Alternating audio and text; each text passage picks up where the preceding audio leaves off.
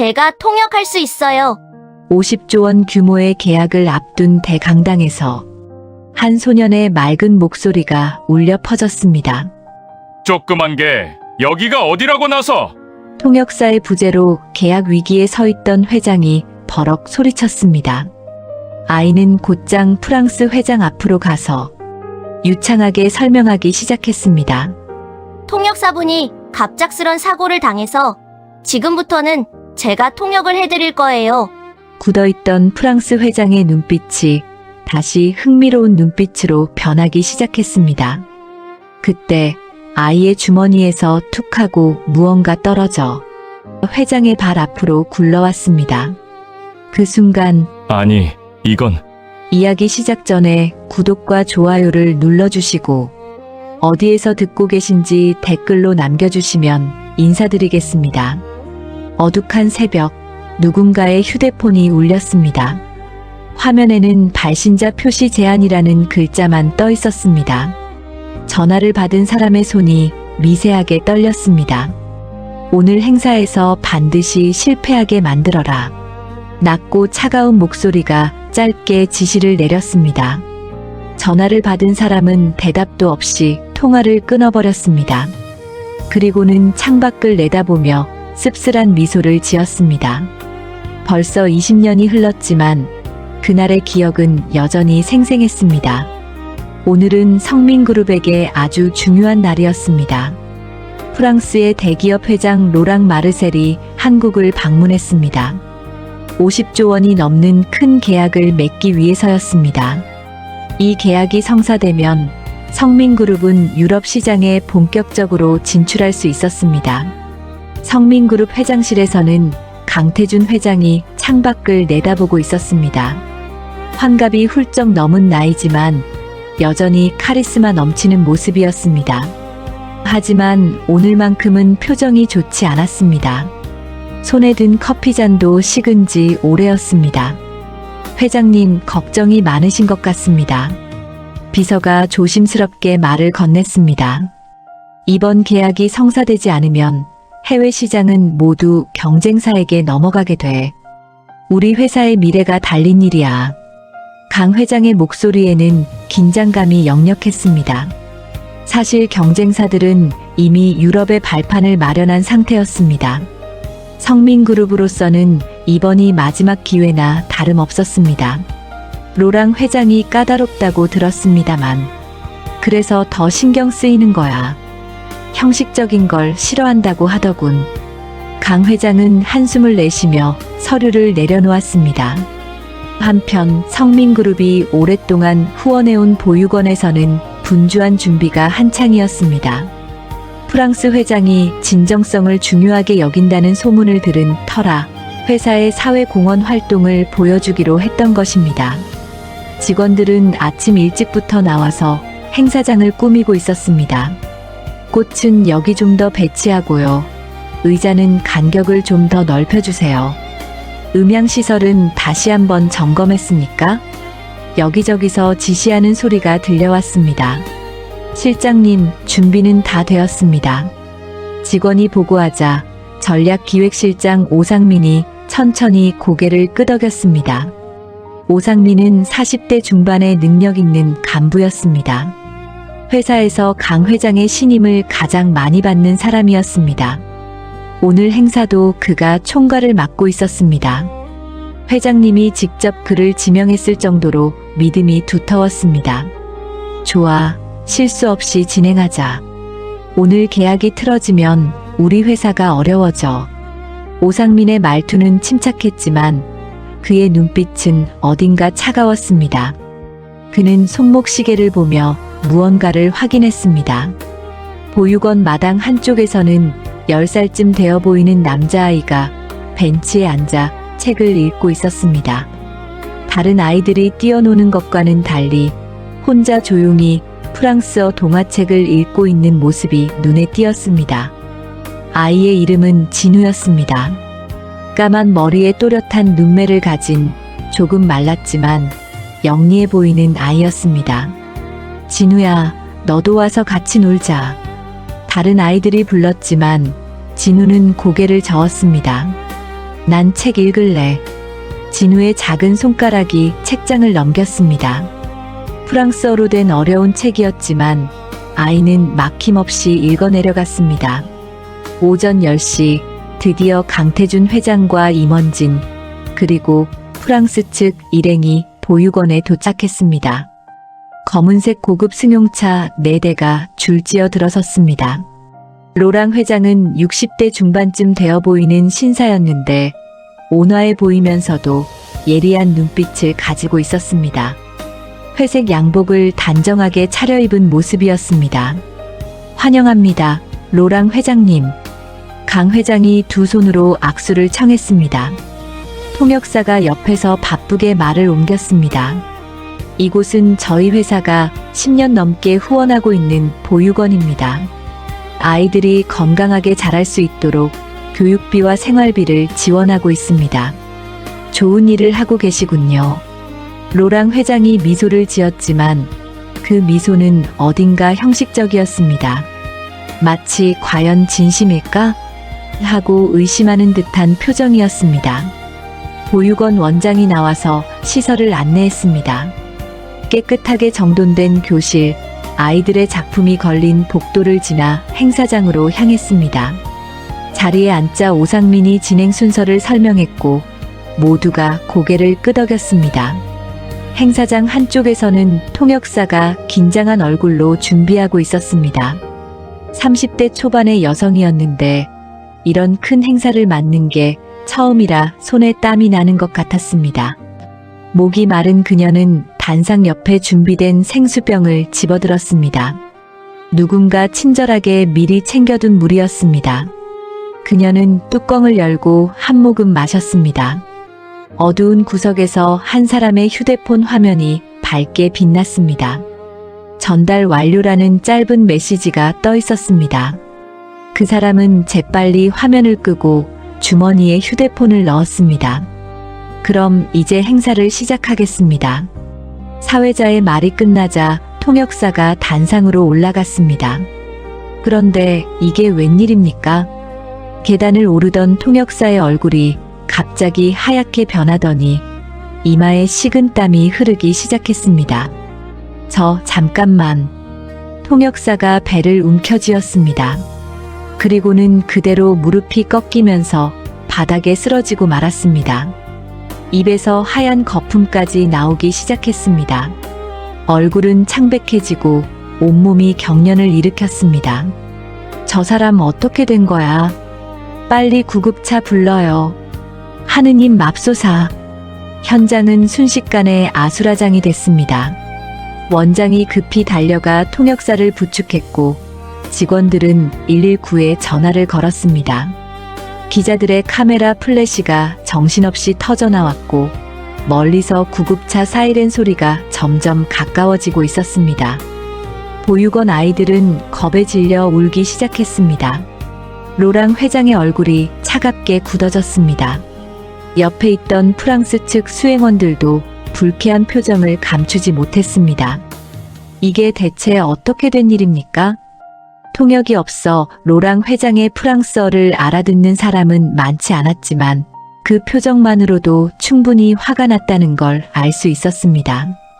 회장님 정말 죄송합니다. 제가 직접. 강 회장이 황급히 사과하려 했지만 로랑 회장은 이미 자리에서 일어나고 있었습니다. 의자를 뒤로 밀치는 소리가 행사장에 울려 퍼졌습니다.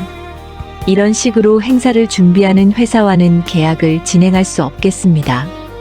비록 프랑스어였지만 그 냉랭한 어조만으로도 모두가 상황을 직감했습니다.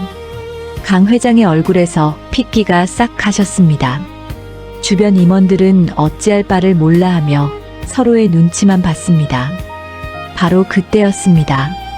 보육원 아이들 사이에서 작은 손 하나가 조심스럽게 들렸습니다.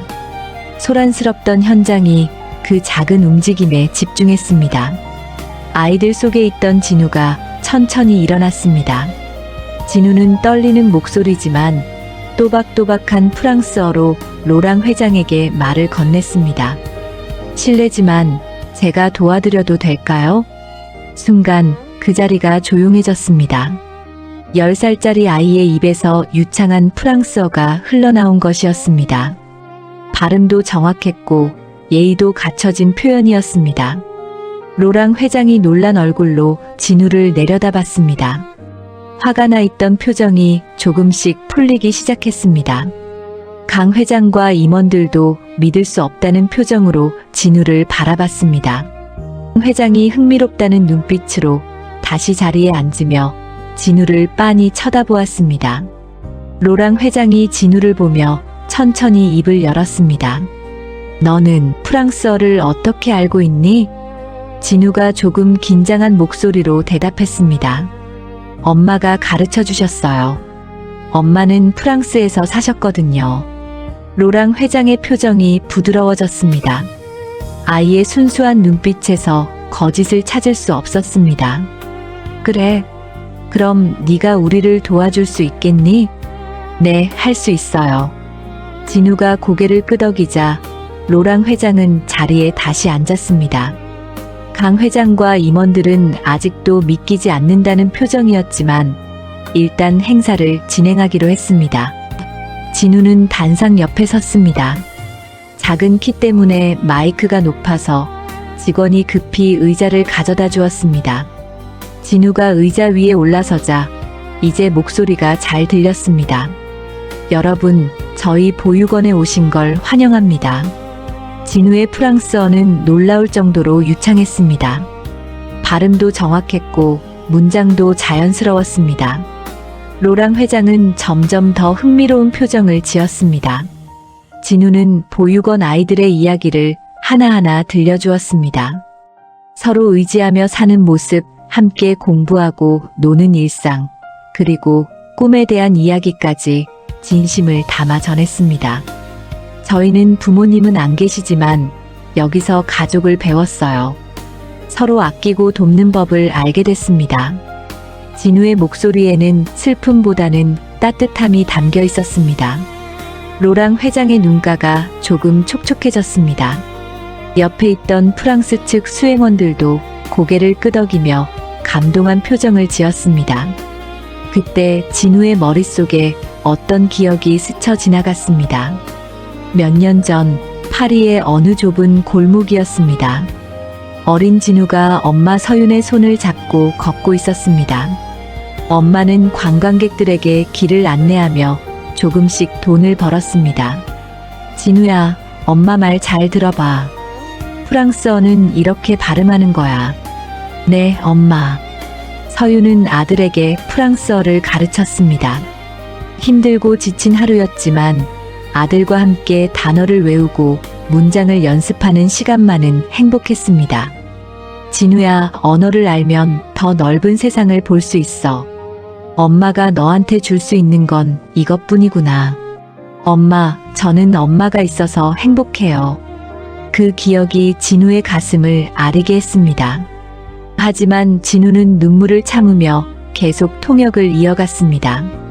이제 본격적인 회의가 시작되었습니다. 강 회장이 회사 소개를 하면 진우가 프랑스어로 통역했습니다. 처음에는 간단한 내용이었지만 점점 어려운 용어들이 나오기 시작했습니다. 우리 회사는 친환경 기술에 투자하고 있습니다. 특히 재생에너지 분야에서. 진우는 잠깐 멈칫했지만 곧 정확한 프랑스어로 옮겼습니다. 재생에너지도 알고 있었고 투자라는 경제 용어도 자연스럽게 사용했습니다. 로랑 회장이 질문을 던졌습니다. 구체적으로 어떤 기술에 집중하고 계십니까? 진우가 그 질문을 한국어로 통역하자 강 회장이 대답했습니다. 진우는 다시 프랑스어로 옮겼습니다. 태양광, 풍력, 수소 에너지 같은 전문 용어들이 쏟아졌지만 진우는 당황하지 않고 하나하나 정확하게 전달했습니다. 저 아이가 대체 어떻게? 한 임원이 작게 중얼거렸습니다. 다른 임원들도 고개를 가웃거리며 진우를 신기하게 바라봤습니다. 10살짜리 아이가 비즈니스 통역을 해내다니 믿기 어려운 광경이었습니다. 회의는 1시간 넘게 이어졌습니다. 진우는 지치는 기색 없이 집중해서 통역했습니다. 비즈니스 매너도 훌륭했습니다. 상대방이 말할 때는 조용히 기다렸다가 정확한 타이밍에 통역을 시작했습니다. 예의도 잘 갖춰져 있어서 로랑 회장은 점점 더 감탄했습니다. 회의가 끝나갈 무렵 로랑 회장이 결론을 내렸습니다. 오늘 불미스러운 일이 있었지만 이 아이 덕분에 좋은 시간이었습니다. 계약건은 다시 검토해 보겠습니다. 완전히 계약이 성사된 건 아니었지만 최소한 결렬은 막았습니다. 강 회장의 얼굴에 안도감이 스쳤습니다. 임원들도 가슴을 쓸어내렸습니다. 로랑 회장이 진우에게 다가와 무릎을 굽혔습니다. 그리고 아이와 눈높이를 맞추며 프랑스어로 속삭였습니다. 넌 정말 특별한 아이구나. 언젠가 우리 다시 만날 것 같은 기분이 드는구나. 감사합니다, 회장님. 진우가 정중하게 인사했습니다. 로랑 회장은 진우의 머리를 쓰다듬어주고 일어났습니다. 바로 그때 행사장 뒤편 어두운 곳에서 누군가 진우를 지켜보고 있었습니다. 그 사람의 눈빛은 차갑고 날카로웠습니다. 휴대폰을 꺼내 짧은 메시지를 보냈습니다. 계획 변경. 메시지를 보낸 그 사람은 조용히 자리를 떠났습니다. 프랑스 측 일행이 보육원을 떠나고 현장에는 강 회장과 임원들, 그리고 보육원 관계자들만 남았습니다. 강 회장이 진우에게 천천히 다가갔습니다. 너, 이름이 뭐니? 서진우예요. 진우야, 정말 고맙구나. 내 덕분에 큰 위기를 넘겼어. 강 회장의 목소리는 따뜻했습니다. 하지만 그의 눈빛에는 묘한 감정이 어려 있었습니다. 뭔가 익숙한 느낌, 어디서 본 듯한 느낌이 들었던 것입니다. 진우가 인사를 하고 일어서려는 순간이었습니다. 호주머니에서 무언가 바닥으로 떨어졌습니다. 또 작은 소리와 함께 은색 만년필 하나가 바닥에 굴렀습니다. 강 회장이 본능적으로 그것을 집어들었습니다. 만년필은 오래되어 보였지만 잘 관리된 물건이었습니다. 강 회장이 펜을 들여다보는 순간 그의 눈이 커졌습니다. 펜 몸통에 금색으로 새겨진 글자가 보였습니다. MINJUNKANG. 강 회장의 손이 떨리기 시작했습니다. 얼굴이 하얗게 변했고 숨이 막히는 것 같았습니다. 이게 어떻게? 강 회장의 목소리가 떨렸습니다. 주변 사람들이 이상함을 눈치채고 회장을 바라봤습니다. 진우가 의아해하며 말했습니다. 그거 제 거예요. 엄마가 주신 건데. 강 회장은 만년필을 손에 쥔 채 그 자리에 얼어붙었습니다. 펜에 새겨진 MINJUNKANG라는 글자가 눈에 들어올 때마다 가슴이 무너지는 것 같았습니다. 기억이 물밀듯이 밀려왔습니다. 아들 민준의 25번째 생일이었습니다. 프랑스로 유학을 떠나는 아들에게 강 회장은 특별히 준비한 선물 상자를 내밀었습니다. 민준아, 생일 축하한다. 그리고 유학 잘 다녀와라. 감사합니다, 아버지. 민준이 상자를 열자 은색 만년필이 들어있었습니다. 고급스러운 광택이 나는 아름다운 펜이었습니다. 내 이름을 새겨 넣었다. 프랑스에서 많이 배우고 와라. 돌아오면 우리 회사의 중요한 일꾼이 될 거야. 이 펜으로 큰 계약서에 서명하는 날이 오길 바란다. 민주는 감동한 표정으로 만년필을 받아들었습니다. 아버지, 꼭 훌륭한 사람 되어 돌아오겠습니다. 그렇게 아들은 프랑스로 떠났습니다. 그로부터 몇 년 후 어느 날 밤이었습니다. 강 회장의 전화가 울렸습니다. 민준에게서 걸려온 전화였습니다. 아버지, 말씀드릴 게 있습니다. 뭔데? 공부는 잘 되고 있니? 네, 잘 되고 있습니다. 그런데 저 프랑스에서 경영학 공부하면서 좋은 사람을 만났습니다. 전화기 너머로 들려오는 아들의 목소리는 떨리고 있었습니다. 강 회장의 표정이 굳어졌습니다. 좋은 사람? 여자 말이냐? 네, 아버지. 정말 좋은 사람입니다. 통역 공부를 하는 학생인데 착하고 성실합니다. 안 돼. 강 회장이 목소리를 높였습니다. 신분도 모르는 여자와는 안 돼. 너는 성민그룹의 후계자야. 네가 만나야 할 사람은 따로 있어. 하지만 아버지, 저는 진심으로 사랑합니다. 그만. 더 이상 듣고 싶지 않다. 당장 정신 차려. 강 회장은 화가 나서 전화를 끊어버렸습니다. 며칠 후 민준에게서 다시 전화가 왔습니다. 아버지, 저 한국에 가겠습니다. 직접 만나 뵙고 말씀드리겠습니다. 꼭 설득하고 말겠습니다. 오지 마. 내 대답은 변하지 않아. 하지만 민준은 이미 결심한 듯 했습니다. 아버지, 저 꼭 갈게요. 아버지를 꼭 설득하고 말겠습니다. 그것이 아버지와 아들이 나눈 마지막 대화였습니다. 민준은 비행기표를 예약했습니다. 아버지를 만나 무릎 꿇고 애원해서라도 허락을 받아내겠다는 각오였습니다. 하지만 민준은 한국에 도착하지 못했습니다. 비행기 안에서 갑자기 쓰러진 것입니다. 원인을 알 수 없는 급사였습니다. 비행기가 긴급 착륙했지만 이미 손쓸 수 없는 상태였습니다. 강 회장은 아들의 부음을 듣고 프랑스로 날아갔습니다.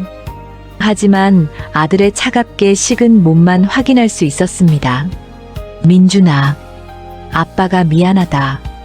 아빠가 반대하지만 않았어도 네가 그렇게 급하게 오지 않았을 텐데. 강 회장은 아들의 영정 앞에서 며칠 밤을 울었습니다. 마지막 대화가 싸움이었다는 게 너무나 후회스러웠습니다. 아들이 만나고 싶다던 그 여자가 누군지도 어떤 사람인지도 알아보지 못했습니다. 아들의 유품을 정리하면서도 만년필은 찾을 수 없었습니다.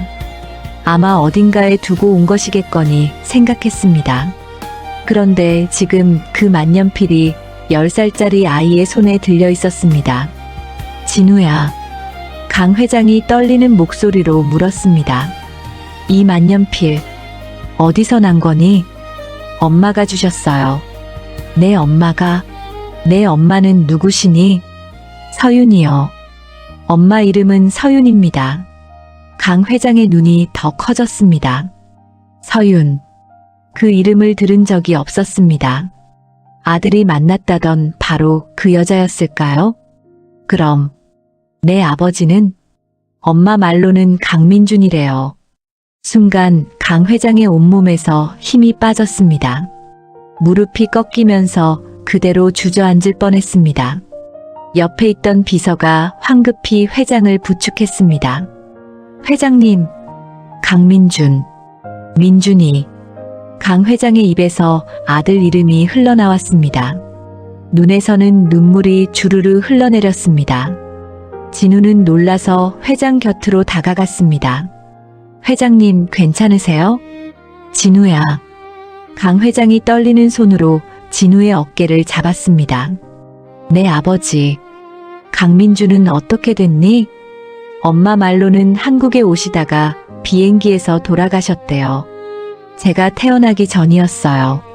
강 회장의 가슴이 찢어지는 것 같았습니다. 아들에게 손자가 있었다는 것, 그것도 아들이 죽기 전에 태어나지도 못한 손자가 있었다는 것을 이제야 알게 된 것입니다. 그럼 내 엄마는? 서윤 씨는 어디 계시니? 진우의 눈가가 붉어졌습니다. 엄마도 하늘나라에 가셨어요. 작년에. 뭐라고? 강 회장은 더 이상 말을 잇지 못했습니다. 며느리의 얼굴조차 본 적이 없었습니다. 아들을 반대했던 자신 때문에 며느리는 혼자 아이를 키우다 세상을 떠난 것입니다. 내가 반대하지만 않았어도 민준이는 그렇게 급하게 오지 않았을 거야. 며느리도 그렇게 가지 않았을 테고, 이 아이가 이렇게 혼자가 되지는 않았을 텐데. 미안하다. 정말 미안하구나. 강 회장이 진우를 끌어안았습니다. 아이의 작은 몸이 품에 안기자 그제야 실감이 났습니다. 이 아이가 자신의 손자라는 것이. 할아버지. 진우가 작게 불렀습니다. 강 회장은 더욱 세게 아이를 껴안았습니다.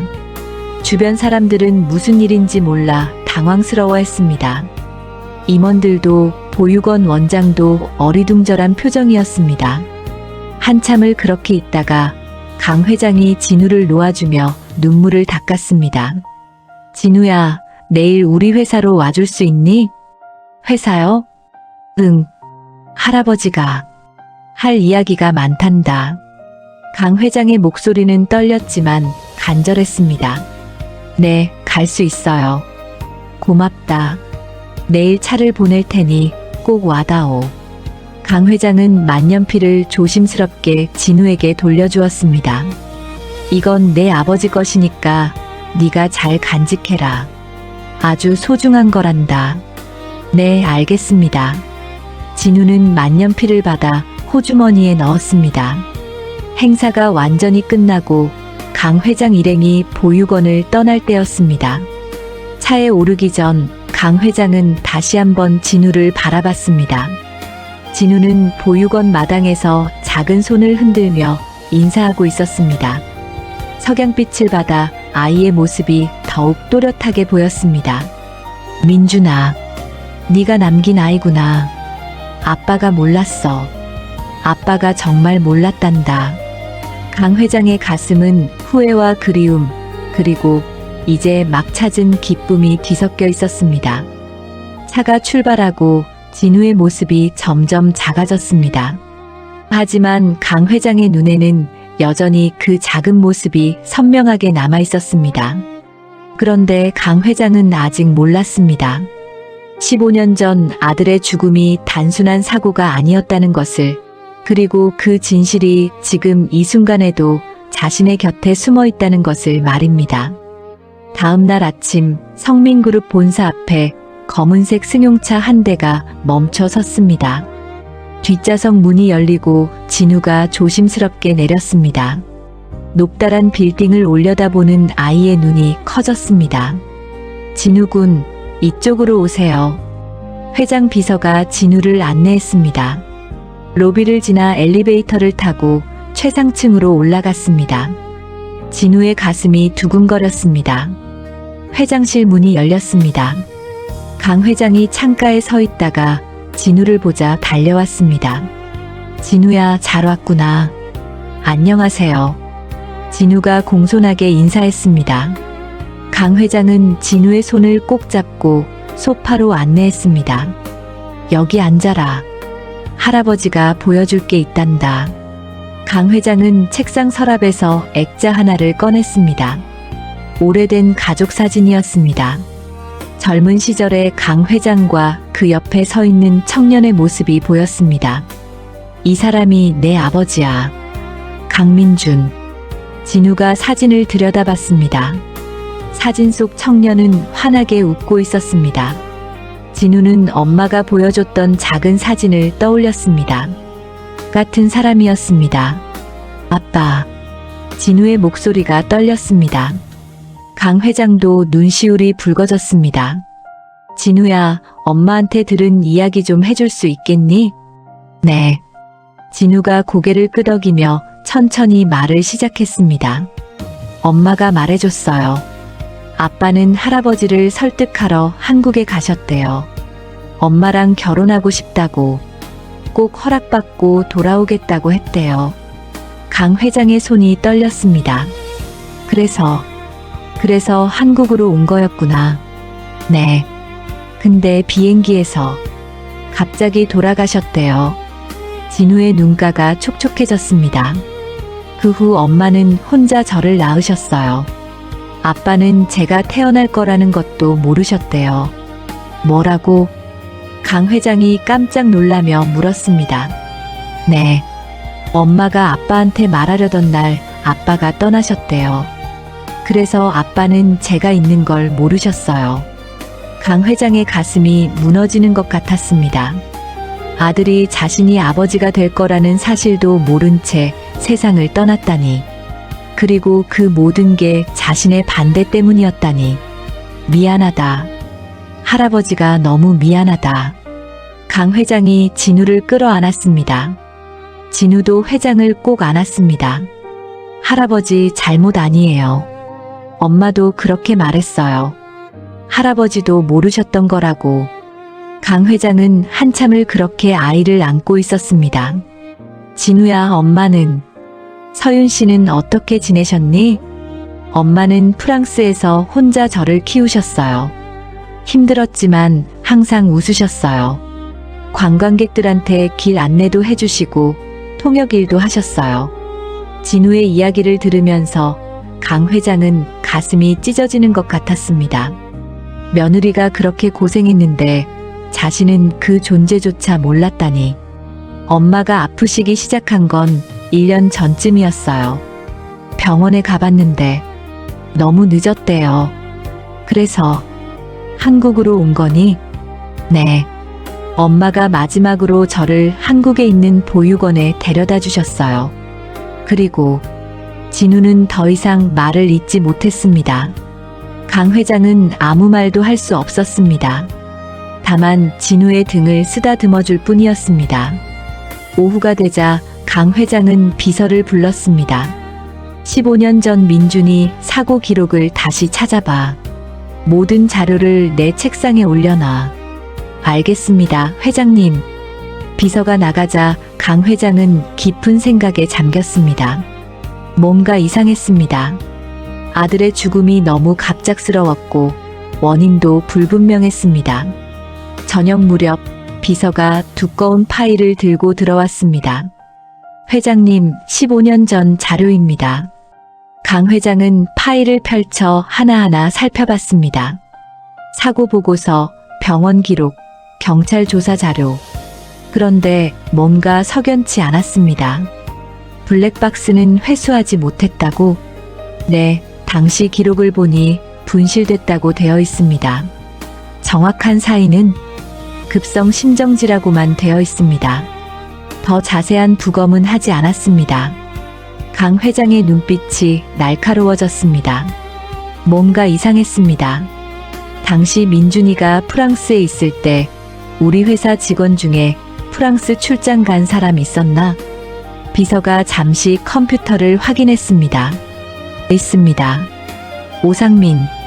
당시 신입사원이었는데 프랑스 출장 기록이 있습니다. 오상민. 강 회장이 눈을 크게 떴습니다.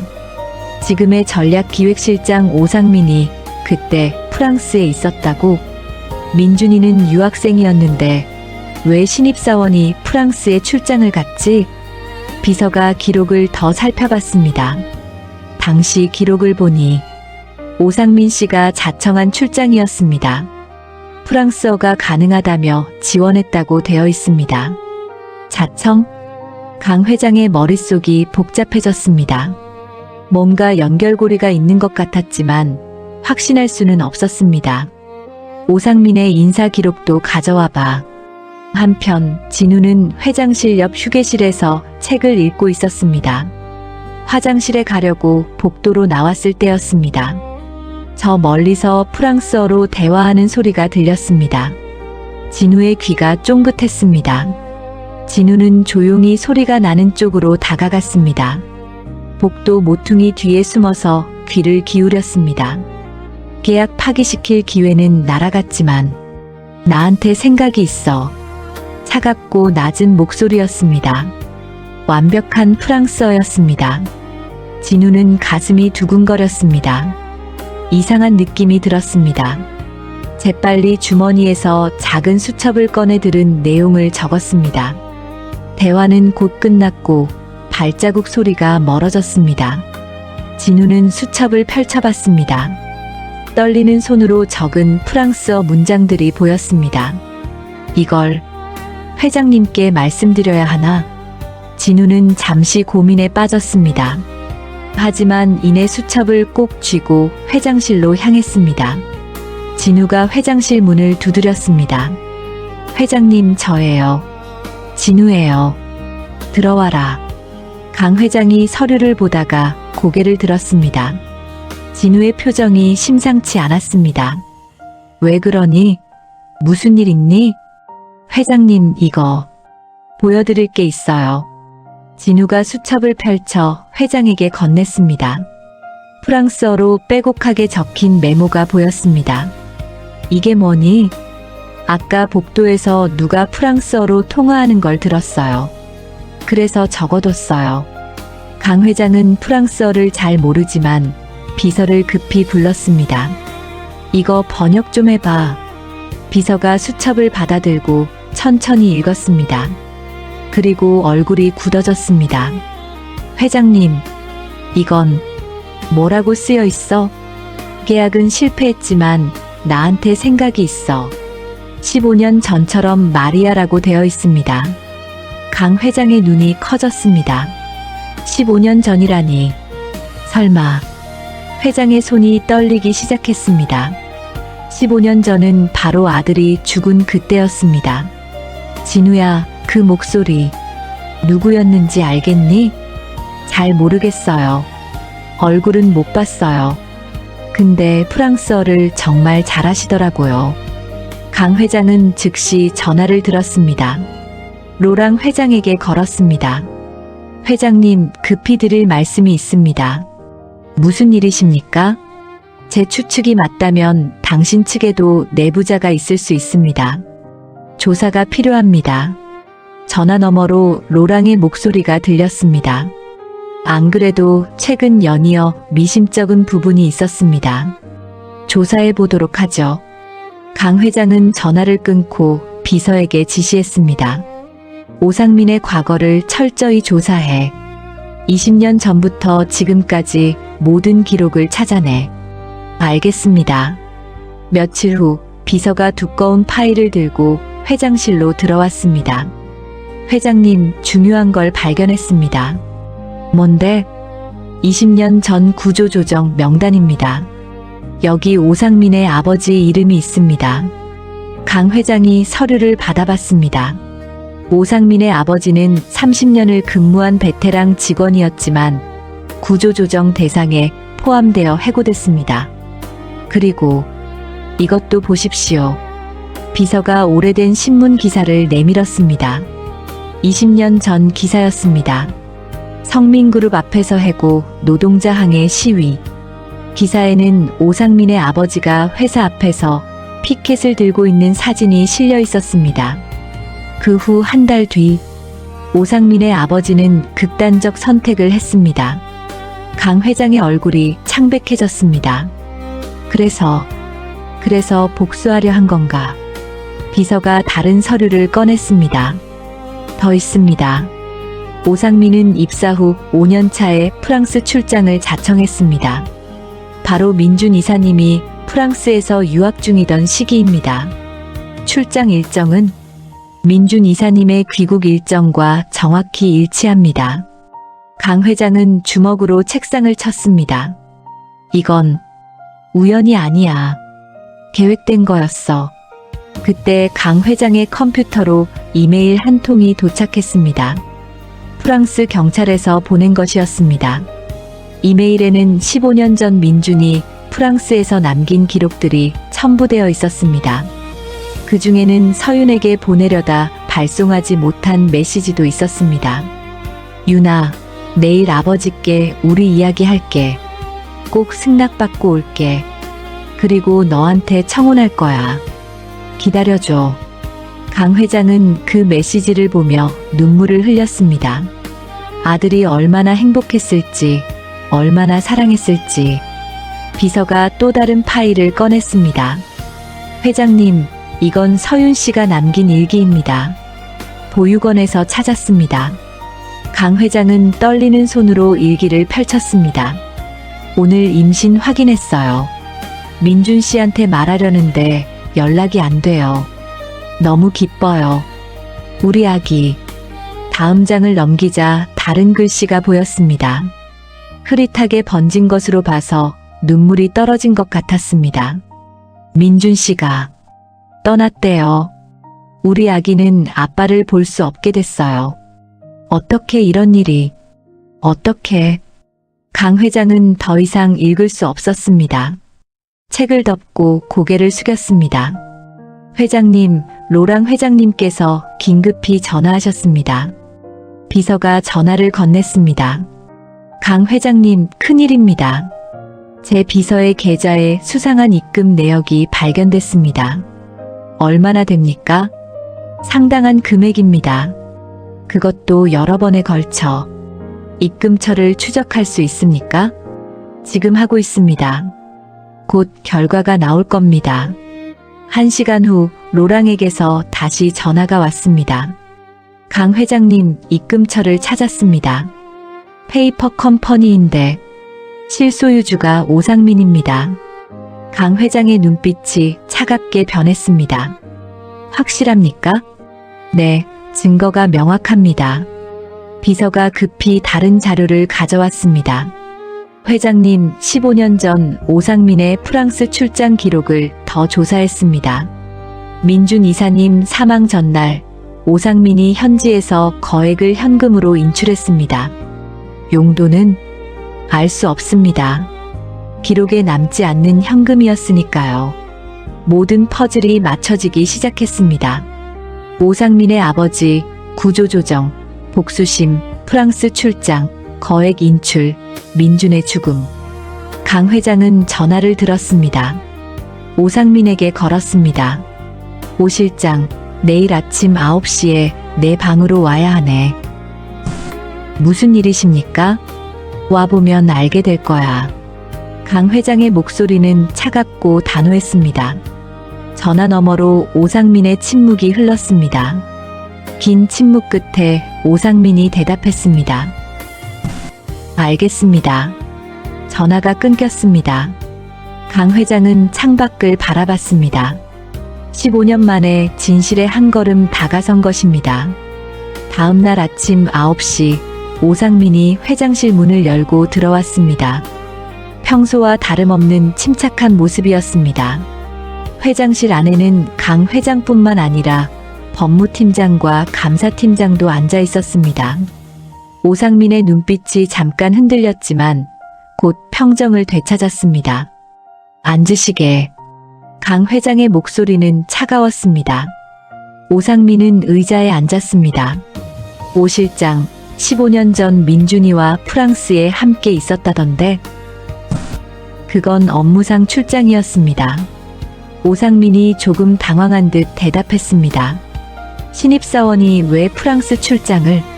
그것도 자청해서?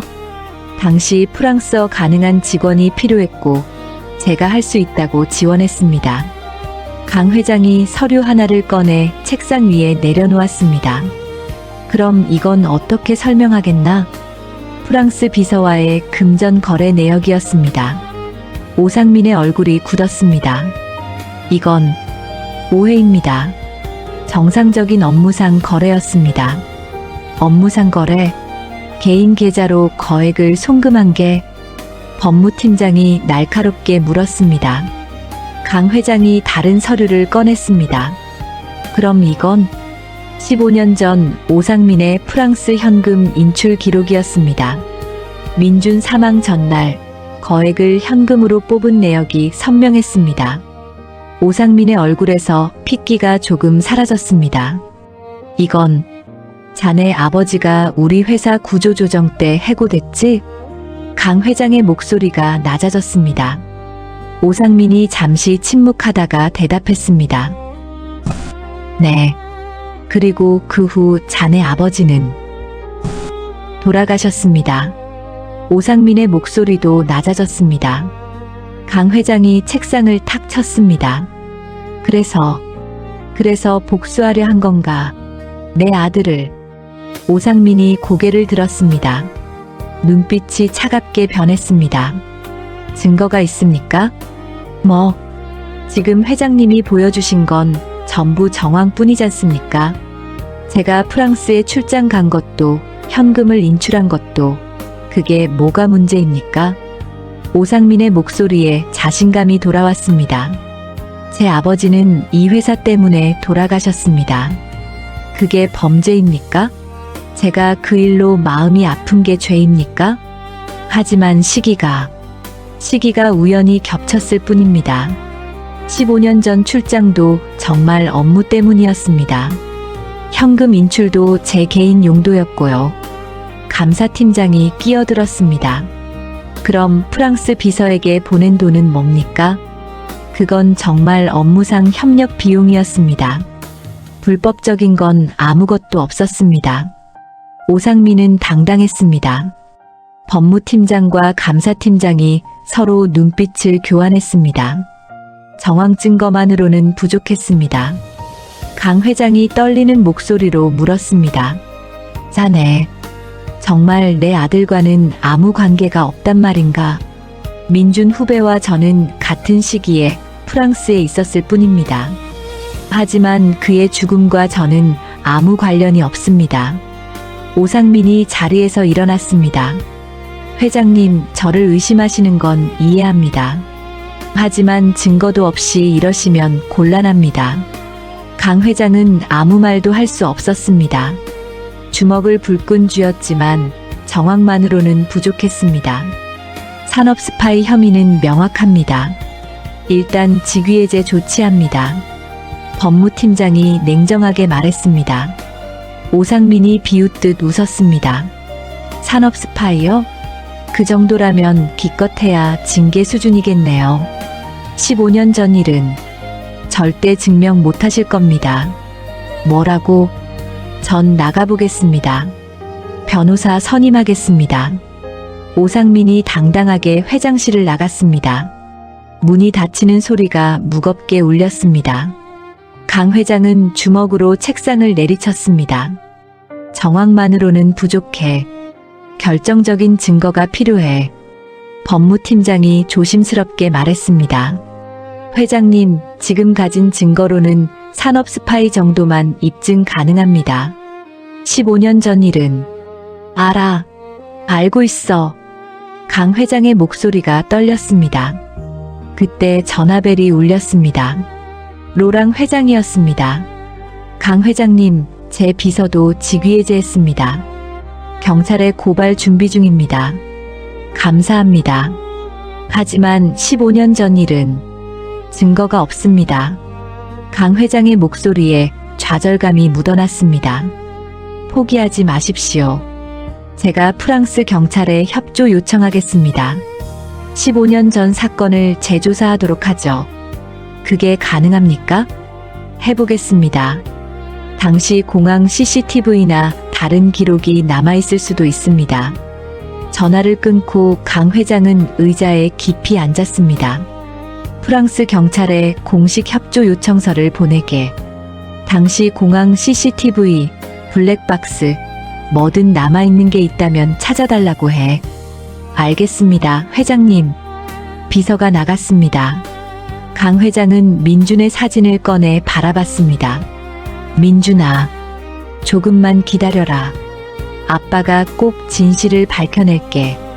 그날 저녁 강 회장은 진우를 불렀습니다. 진우야, 오늘 일 때문에 할아버지가 많이 힘들구나. 회장님 괜찮으세요? 응, 괜찮아. 할아버지가 꼭 진실을 밝혀낼 거야. 내 아버지의 억울함을. 진우가 회장의 손을 꼭 잡았습니다. 할아버지, 저도 도와드릴게요. 강 회장은 진우를 안아주었습니다. 그렇게 2주가 지났습니다. 강 회장은 밤마다 잠을 설쳤습니다. 프랑스 경찰의 답변을 기다리는 시간은 너무나 길었습니다. 드디어 2주째 되는 날, 강 회장의 이메일로 한 통의 메일이 도착했습니다. 발신인은 프랑스 경찰이었습니다. 제목은 중요 증거 발견이었습니다. 강 회장의 손이 떨렸습니다. 마우스를 천천히 움직여 이메일을 클릭했습니다. 당시 공항 내부 CCTV 및 관련 영상을 발견했습니다. 첨부 파일을 확인해 주십시오. 강 회장은 심호흡을 했습니다. 그리고 떨리는 손으로 첨부 파일을 열었습니다. 영상이 재생되기 시작했습니다. 화면에는 15년 전 차량 안 블랙박스 영상이 보였습니다. 운전석에는 오상민이, 조수석에는 민준이 앉아 있었습니다. 선배, 공항까지 태워주셔서 감사합니다. 민준의 목소리가 들렸습니다. 뭘 어차피 나도 출장 가는 길이잖아. 오상민의 목소리는 차갑고 건조했습니다. 차가 공항으로 향하는 동안 민주는 설레는 마음을 감추지 못했습니다. 선배, 저 아버지 설득하러 가는 거예요. 유나랑 꼭 결혼하고 싶어요.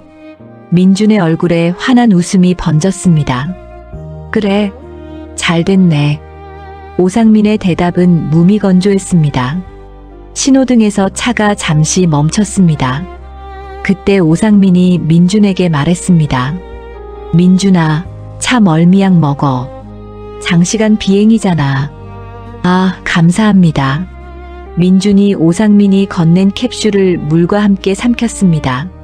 화면 속 오상민은 아무렇지 않게 다시 운전을 시작했습니다. 강 회장의 손이 떨렸습니다. 화면을 보는 눈에서 눈물이 흘러내렸습니다. 차가 계속 달렸습니다. 민주는 계속 이야기했습니다.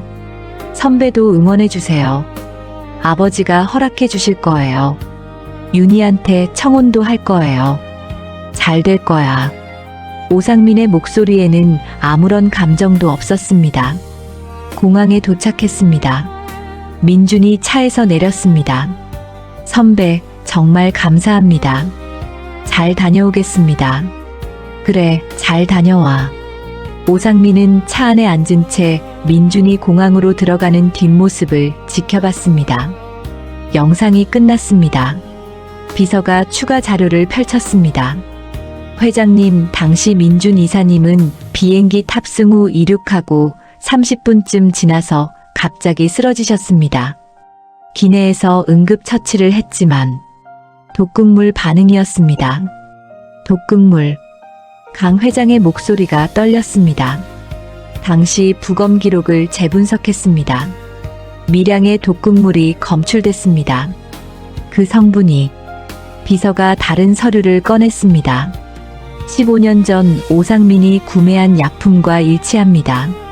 강 회장은 책상을 주먹으로 내리쳤습니다. 이 악마 같은 놈. 눈물이 멈추지 않았습니다. 민준아, 아빠가 미안하다. 아빠가. 비서가 급히 물을 가져왔습니다. 법무팀장이 말했습니다. 회장님, 이 증거면 살인 혐의 입증이 충분합니다. 바로 경찰에 고발하겠습니다. 당장 해. 당장. 강 회장이 소리쳤습니다. 1시간 후 경찰이 오상민의 집으로 출동했습니다. 오상민은 체포됐고 그날 저녁 뉴스 속보로 보도됐습니다. 성민그룹 전략기획실장 15년 전 살인 혐의로 긴급 체포. 뉴스를 본 사람들은 모두 충격에 빠졌습니다. 다음 날 강 회장은 보육원 원장을 찾아갔습니다. 원장님, 서윤 씨가 남긴 물건이 더 있습니까? 네, 잠시만요. 원장이 창고에서 낡은 상자 하나를 가져왔습니다. 서윤 씨가 돌아가시기 전에 맡기신 겁니다. 진우가 크면 주라고 하셨어요.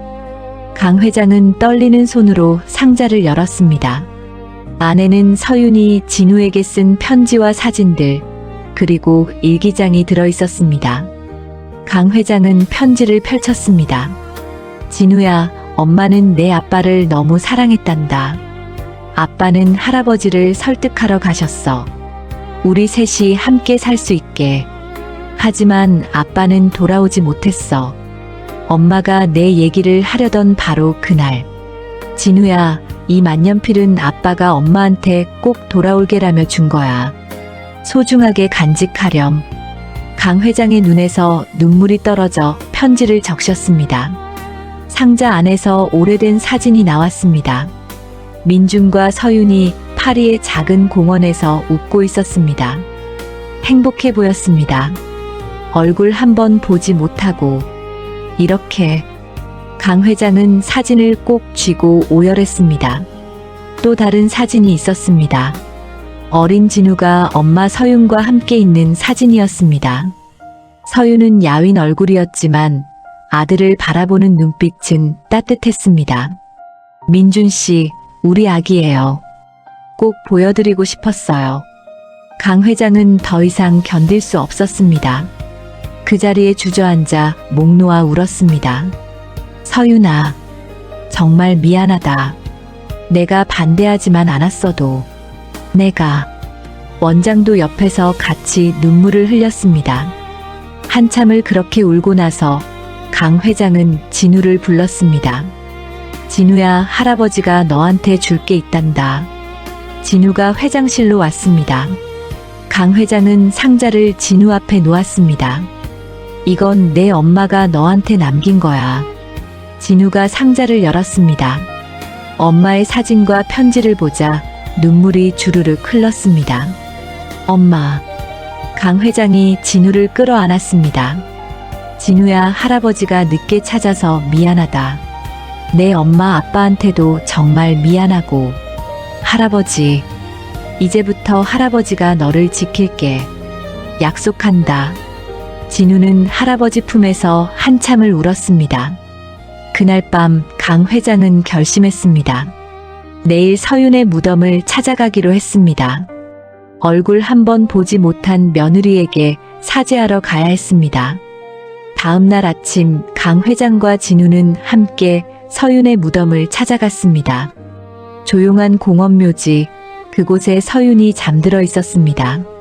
비석에는 서윤이라는 이름만 간단히 새겨져 있었습니다. 강 회장은 무덤 앞에 무릎을 꿇었습니다. 서윤아, 아가, 부디 이 못난 시아버지를 용서해 주겠니? 강 회장의 목소리가 떨렸습니다. 내가 반대하지만 않았어도 민준이가 그렇게 급하게 오지 않았을 텐데.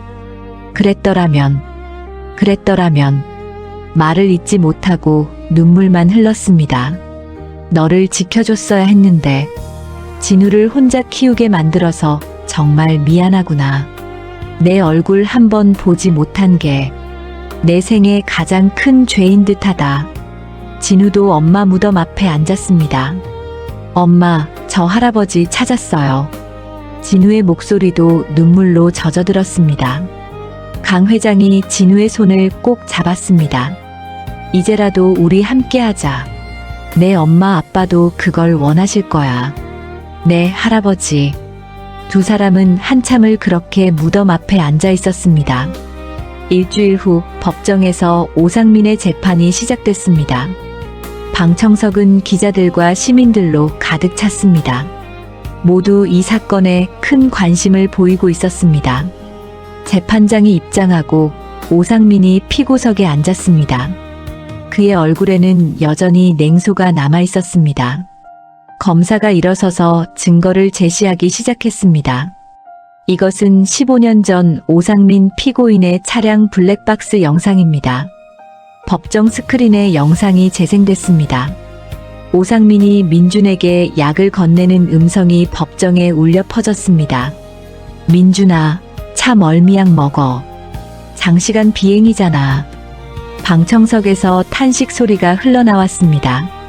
검사가 계속했습니다. 피고인이 건넨 것은 멀미약이 아니었습니다. 독극물이었습니다. 검사가 다른 서류를 제시했습니다. 당시 피해자의 부검 기록을 재분석한 결과 미량의 독극물이 검출됐습니다. 그 성분은. 검사가 잠시 멈췄다가 또박또박 말했습니다. 피고인이 15년 전 구매한 약품과 정확히 일치합니다. 오상민의 얼굴이 창백해졌습니다. 증인 신문이 시작됐습니다. 로랑 회장의 비서가 증인석에 섰습니다. 오상민이 저를 매수했습니다. 성민그룹과의 계약을 방해하라고 지시했습니다. 그가 뭐라고 했습니까? 검사가 물었습니다. 15년 전에도 성공했으니 이번에도 된다고 했습니다. 방청석이 술렁거렸습니다. 증거는 계속 쌓여갔습니다. 오상민의 프랑스 계좌 거래 내역, 현금 인출 기록, 부검 기록, 약 구매 내역. 오상민의 변호인이 일어섰습니다. 피고인에게도 할 말이 있습니다. 오상민이 천천히 일어났습니다. 저는 아버지를 잃었습니다. 20년 전 성민그룹 구조조정 때문에. 오상민의 목소리가 떨렸습니다. 아버지는 30년을 일했지만 하루아침에 버려졌습니다. 그리고 스스로 목숨을 끊으셨습니다. 방청석이 조용해졌습니다. 저는 복수하고 싶었습니다. 오상민의 눈에서 눈물이 흘렀습니다. 강 회장이 증인석에 섰습니다. 구조조정은 회사 생존을 위한 선택이었습니다. 하지만 그것이 한 가정을 무너뜨렸다는 것 인정합니다. 강 회장의 목소리도 떨렸습니다. 하지만 당신은 무고한 내 아들을 죽였습니다. 태어나지도 못한 손자를 고아로 만들었습니다. 강 회장이 오상민을 똑바로 바라봤습니다. 복수의 대상을 잘못 선택했습니다. 오상민은 고개를 떨구었습니다. 저는 말을 잇지 못하고 그는 오열했습니다. 검사가 최후 진술을 했습니다. 피고인은 15년간 아무 죄책감 없이 살았습니다. 오히려 피해자 가족 곁에서 신임을 얻으며 또 다른 범죄를 계획했습니다. 재판장이 판결을 선고했습니다. 피고인 오상민에게 살인죄로 징역 30년을 선고한다. 산업 스파이 등 추가 혐의는 별도 처벌한다. 방청석에서 안도의 한숨이 흘러나왔습니다. 강 회장은 진우의 손을 꼭 잡았습니다. 진우야, 아빠가 하늘에서 보고 계실 거야. 네, 할아버지. 재판이 끝나고 언론 보도가 쏟아졌습니다. 성민그룹 15년 만에 밝혀진 비극의 진실. 잃어버린 손자 찾은 감동 스토리. 처음엔 기업 스캔들로 보도됐지만 진실이 알려지면서 여론이 바뀌었습니다. 사람들은 강 회장과 진우에게 동정과 응원을 보냈습니다. 로랑 회장이 다시 한국을 방문했습니다. 강 회장님, 이번 일을 계기로 우리 회사도 막대한 피해를 면했습니다. 당신의 진정성을 확인했어요. 이런 당신의 회사라면 신뢰를 가지고 계약 진행하겠습니다. 감사합니다. 강 회장과 로랑 회장이 악수를 나눴습니다. 성민그룹의 주가도 안정을 되찾았습니다. 며칠 후 강 회장과 진우는 기자회견장에 함께 섰습니다. 이 아이는 제 손자 강진우입니다. 강 회장이 당당하게 선언했습니다. 기자들의 카메라 플래시가 터져 나왔습니다. 진우야, 이제 내 이름을 정식으로 바꾸자. 강진우. 우리 가족이야. 진우의 눈에 눈물이 맺혔습니다. 네, 할아버지. 그날 밤 강 회장은 민준의 사진 앞에 앉았습니다. 민준아, 내 아들 찾았다. 이제 아빠가 잘 키울게. 약속한다. 사진 속 민준은 여전히 환하게 웃고 있었습니다. 재판이 끝나고 한 달이 지났습니다. 법원에서 진우의 성 변경 및 입양 절차가 진행됐습니다. 판사가 서류를 확인하고 고개를 끄덕였습니다. 이제 당신은 강진우입니다. 진우는 새 가족 관계 증명서를 받아들었습니다. 그곳에는 강진우라는 이름이 또렷하게 적혀 있었습니다. 감사합니다. 진우의 목소리가 떨렸습니다. 법원을 나서며 강 회장이 진우의 어깨를 감싸 안았습니다. 이제 정말 우리 집으로 가는 거야. 네, 할아버지. 강 회장의 저택은 넓고 아름다웠습니다. 대문을 들어서자 정원이 펼쳐졌고 그 너머로 큰 집이 보였습니다. 우리 집에 온 걸 환영한다. 강 회장이 대문 앞에서 진우와 함께 사진을 찍었습니다. 두 사람 모두 환하게 웃고 있었습니다. 회장이 진우를 2층으로 안내했습니다. 이 방은 내 아버지 방이었단다. 이제 내 방이야. 문을 열자 깨끗하게 정돈된 방이 나타났습니다. 책상 위에는 민준의 사진이 놓여 있었고 책장에는 아버지가 읽던 책들이 꽂혀 있었습니다. 진우는 조심스럽게 방으로 들어갔습니다. 아버지 책상에 손을 얹자 눈물이 났습니다. 아빠. 강 회장이 새 노트북과 책가방을 진우에게 건넸습니다. 네가 원하는 공부 다 해라. 할아버지가 다 지원할게. 저 열심히 할게요. 아버지처럼 훌륭한 사람 될게요. 며칠이 지나며 진우는 새 환경에 적응해 갔습니다. 처음엔 낯설었지만 점차 편안함을 느끼기 시작했습니다. 아침마다 할아버지와 함께 식사하는 것이 일상이 됐습니다. 오늘은 학교에서 뭐 배우니? 수학이랑 과학이요. 공부 어렵지 않니? 괜찮아요. 재미있어요. 그렇게 평화로운 시간들이 흘렀습니다. 어느 주말, 진우는 보육원 친구들에게 마지막 인사를 하러 갔습니다. 진우 형아, 우리 잊지 마. 절대 아니죠. 자주 올게. 진우는 친구들을 한 명씩 안아주었습니다. 강 회장이 보육원 원장을 따로 불렀습니다. 원장님, 진우를 키워주신 이곳에 보답하고 싶습니다. 회장님, 장학금 기금을 설립하겠습니다. 이곳 아이들이 공부하는데 어려움이 없도록 하겠습니다. 원장의 눈에 눈물이 맺혔습니다. 정말 감사합니다. 진우는 명문 중학교에 편입했습니다. 처음엔 회장 손자라는 시선이 부담스러웠습니다. 제 성민그룹 회장 손자래. 낙하산 아니야? 뒤에서 들려오는 수군거림에 진우는 상처받았습니다. 하지만 진우는 실력으로 증명하기로 했습니다. 성실하게 공부했고 친구들에게도 먼저 다가갔습니다. 특히 프랑스어 실력은 학교에서 유명해졌습니다. 진우야, 이 문장 뜻이 뭐야? 이건 이렇게 해석하면 돼. 진우가 친절하게 설명해주자 친구들도 점차 마음을 열었습니다. 선생님들도 진우의 재능을 인정했습니다. 진우는 특별한 아이예요. 언어 감각이 뛰어납니다. 저녁 식사 시간, 강 회장이 진우에게 물었습니다. 진우야, 나중에 뭐 하고 싶니? 아버지가 못다 이룬 꿈을 제가 이어받고 싶어요. 국제 비즈니스 쪽을 공부해서 할아버지 회사 돕고 싶어요. 강 회장의 눈에 흐뭇한 빛이 어렸습니다. 그래, 좋은 꿈이구나. 어느 날 로랑 회장에게서 화상 통화가 왔습니다. 진우 잘 지내나? 네, 회장님. 잘 지내고 있어요. 나중에 프랑스 유학 와라. 내가 추천서 써줄게. 정말요? 감사합니다. 진우의 얼굴이 환해졌습니다. 시간이 빠르게 흘렀습니다. 3년이 지나 진우는 우수한 성적으로 고등학교에 입학했습니다. 중학교 졸업식에서 우등상을 받았을 때 강 회장은 객석에서 눈물을 흘렸습니다.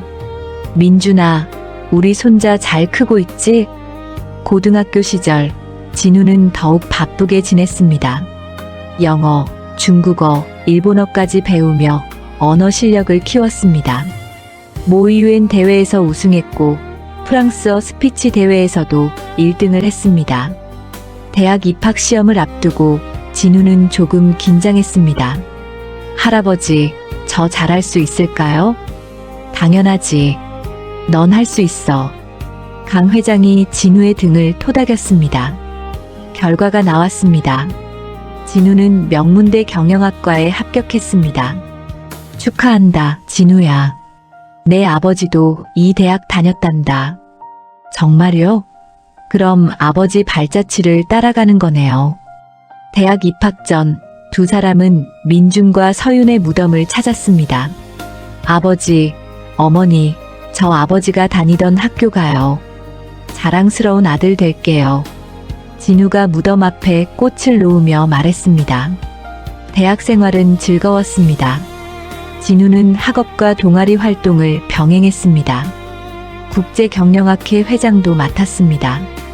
방학 때마다 프랑스를 방문해 로랑 회사에서 인턴십을 했습니다. 진우, 실력이 뛰어나네. 우리 회사 입사해도 되겠어. 로랑이 농담처럼 말했습니다. 저는 할아버지 회사로 갈 거예요.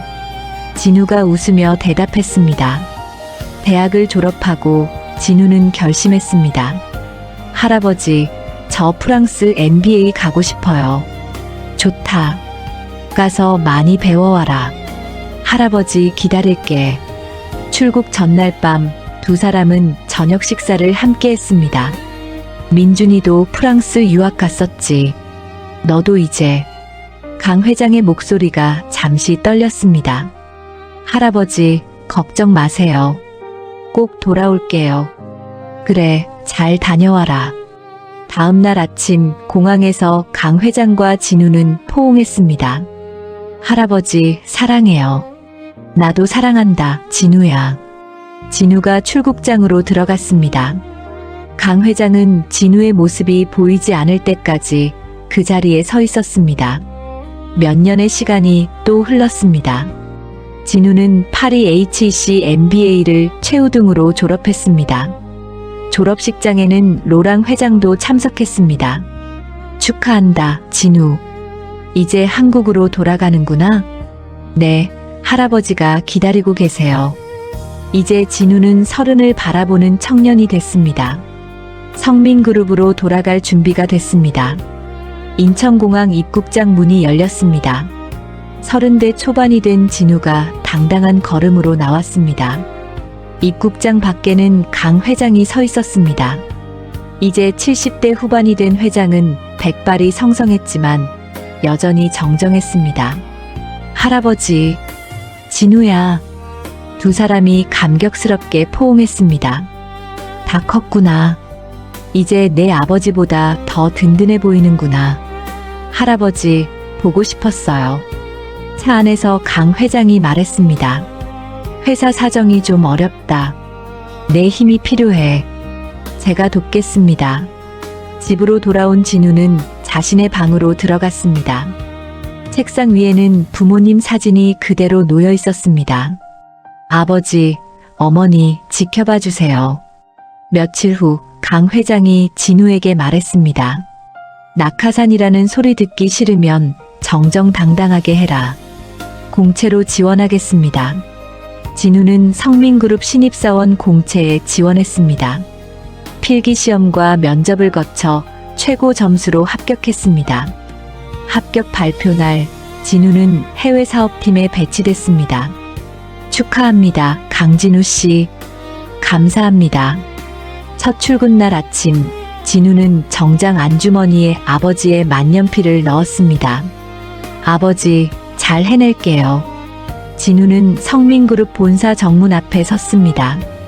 깊은 숨을 쉬고 건물 안으로 들어갔습니다. 로비를 지나다 벽면에 걸린 사진을 발견했습니다. 아버지 민준의 사진이었습니다. 강민준 이사 마이너스 성민의 미래를 꿈꾸다. 진우는 아버지 사진 앞에서 잠시 묵념했습니다. 사무실에 도착하자 동료들의 시선이 느껴졌습니다. 회장 손자잖아. 특혜 아니야? 진우는 신경 쓰지 않았습니다. 겸손하게 인사하며 자리를 정리했습니다. 첫 팀 회의에서 선배들이 질문 공세를 펼쳤습니다.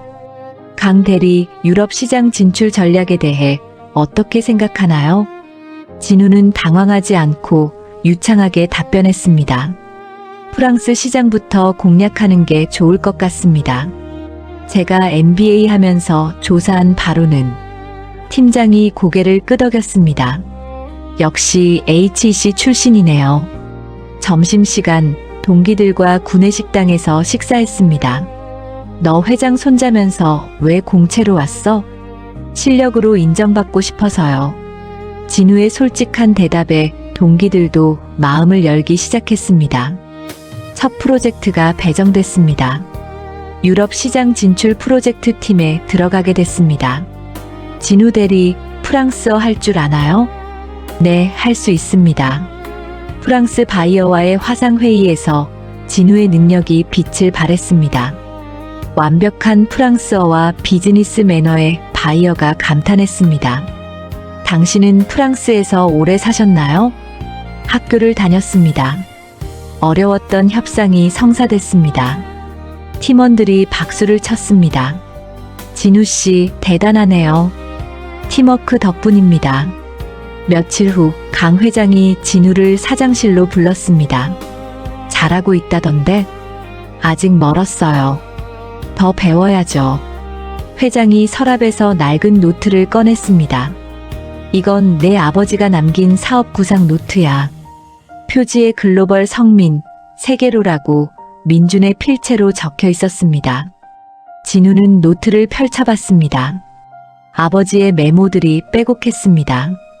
아버지가 이미 다 생각하셨네요. 눈물이 글썽였습니다. 이제 네가 완성해라. 내 아버지 꿈을. 진우는 밤을 새워 아버지의 노트를 연구했습니다. 그 구상을 현대적으로 발전시킨 신규 사업 기획안을 만들었습니다. 임원 회의에서 진우가 프레젠테이션을 했습니다. 이 전략은 15년 전 강민준 이사님이 구상하신 것을 기반으로 합니다. 임원들이 숙연해졌습니다. 민준 이사의 꿈이 아들을 통해 이뤄지는구나. 질의응답 시간, 날카로운 질문들이 쏟아졌습니다. 하지만 진우는 완벽하게 답변했습니다. 좋다. 이 프로젝트 진우 대리가 PM 맡아라. 회장이 승인했고 임원들이 박수를 쳤습니다. 몇 달 후 로랑 회장이 한국을 재방문했습니다. 20년 만에 같은 보육원을 찾았습니다. 20년 전 여기서 한 아이를 만났지. 그 아이가 저였습니다. 진우가 미소 지으며 말했습니다. 자네 아버지도 이렇게 훌륭했을 거야. 진우가 기획한 프로젝트로 성민과 로랑 그룹의 장기 파트너십이 체결됐습니다. 서명식에서 진우는 아버지의 만년필로 계약서에 서명했습니다. 주말마다 진우는 보육원을 방문했습니다. 아이들에게 프랑스어를 가르치고 후원했습니다. 형아는 어떻게 성공했어요? 한 아이가 물었습니다. 포기하지 않았어. 너희도 할 수 있어. 꿈을 잃지 마. 시간이 흘러 진우는 빠르게 승진했습니다. 3년 만에 과장, 5년 만에 차장, 7년 만에 부장이 됐습니다. 마침내 해외사업 본부장이 됐습니다. 어느 날 강 회장이 임원 회의를 소집했습니다. 후계 구도를 발표하겠습니다. 회장실이 조용해졌습니다. 강진우 본부장을 부회장으로 임명합니다. 박수 소리가 울려 퍼졌습니다. 부회장 취임식에서 진우가 말했습니다. 할아버지의 뜻을, 아버지의 꿈을 이어가겠습니다. 취임 후 강 회장과 진우는 민준과 서윤의 합작묘를 찾았습니다. 아버지, 어머니, 저 부회장 됐어요. 진우가 무덤 앞에 꽃을 놓았습니다. 민준아, 윤아, 우리 손자 잘 컸지? 강 회장도 옆에서 말했습니다. 어느 봄날 아침, 진우는 부모님 사진 앞에 섰습니다. 다녀오겠습니다. 만년필을 정장에 넣으며 미소 지었습니다.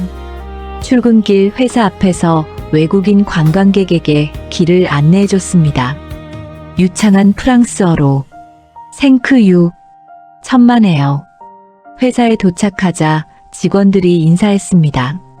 부회장님 좋은 아침입니다. 좋은 아침이에요. 회장실에서 할아버지와 아침 미팅을 했습니다. 오늘 일정은 프랑스 본사와 화상회의, 신규 프로젝트 보고가 있습니다. 잘 부탁하네. 창밖으로 봄 햇살이 쏟아져 들어왔습니다. 서울의 전경이 아름답게 펼쳐졌습니다. 진우는 책상에 앉아 만년필로 무언가 쓰기 시작했습니다. 종이에 적힌 글자가 보였습니다. 새로운 시작. 강 회장과 진우 두 사람이 나란히 창밖을 바라봤습니다.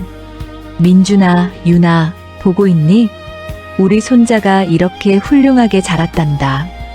강 회장이 조용히 중얼거렸습니다. 진우의 손에는 여전히 아버지의 만년필이 들려 있었습니다. 그 펜으로 이제 새로운 이야기를 써내려가고 있었습니다.